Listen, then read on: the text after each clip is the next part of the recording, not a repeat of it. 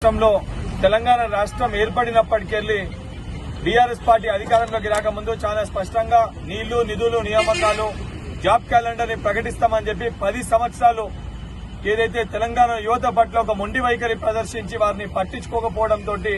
యువకులంతా ఏకదాటిపైకి వచ్చి తప్పనిసరిగా ఏ కళతోటి కాంక్షతోటి తెలంగాణ రాష్ట్రం రావాలని చెప్పి ప్రతి తల్లి కళ కోరిందో ఆ కళ నెరవేరాలని చెప్పి సోనియమ్మ తెలంగాణ రాష్ట్రాన్ని ఇచ్చిందో ఆ కళలు సాకారం కావాలని చెప్పి రేవంత్ రెడ్డి గారు పడుతున్న కష్టాన్ని చూసి బట్టి విక్రమార్క గారి పడుతున్న కష్టాన్ని చూసి తప్పనిసరిగా కాంగ్రెస్ ప్రభుత్వం వస్తే రేవంత్ రెడ్డి గారి బట్టి విక్రమార్క గారి ఆధ్వర్యంలో తప్పనిసరిగా మాకు ఉద్యోగాలు వస్తాయి, మాకు జాబ్ క్యాలెండర్ వస్తుందని ఒక నమ్మకంతో తెలంగాణ రాష్ట్ర వ్యాప్తంగా ఉద్యోగులందరూ ఏకదాటిపైకి వచ్చి అందరూ కూడా ఏదైతే కాంగ్రెస్ పార్టీని అధికారంలోకి తీసుకురావాలని చెప్పి ఆ బాధ్యతని వారి భుజస్కంధాలపైన వేసుకుని తెలంగాణ రాష్ట్ర వ్యాప్తంగా ఏదైతే సంబంధించి కాంగ్రెస్ పార్టీ పక్షాన ప్రచారం చేసి కాంగ్రెస్ పార్టీని అధికారంలోకి తీసుకొని వచ్చిన తర్వాత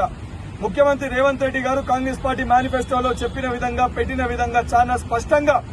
ఏదైతే నిరుద్యోగులకి సంబంధించి జాబ్ క్యాలెండర్ ని ప్రకటిస్తాము, అసెంబ్లీ సాక్షిగా దీనిపైన ఏదైతే క్లారిటీ ఇస్తామని చెప్పి గౌరవ ముఖ్యమంత్రి గారు చెప్పిన విధంగా ఈ రోజు అసెంబ్లీ సాక్షిగా ఏదైతే జాబ్ క్యాలెండర్ ని ప్రకటిస్తూ ఈ యూపీఎస్సీ తరహాలో ఏ తేదీన ఏ రకంగా ఎగ్జామ్స్ ని నిర్వహిస్తామని ఒక భరోసాని కల్పించడానికి ఈ రోజు కాంగ్రెస్ పార్టీ శ్రీకారం చుట్టింది. దానికి నిరుద్యోగుల పక్షాన తెలంగాణ రాష్ట్రంలో ఉన్న యువకుల పక్షాన ఏదైతే గౌరవ ముఖ్యమంత్రి గారికి అదేవిధంగా కేబినెట్ మంత్రులకి ఉప ముఖ్యమంత్రి బట్టి విక్రమార్క గారికి అందరి పక్షాన వారికి కృతజ్ఞతలు తెలియజేస్తూ తప్పనిసరిగా ఏదైతే సంబంధించి గ్రూప్ 2 పరీక్ష వాయిదా విషయంలో కూడా గత ప్రభుత్వం లెక్క పంతాలకి పోకుండా యువకులు కోరుకున్న విధంగా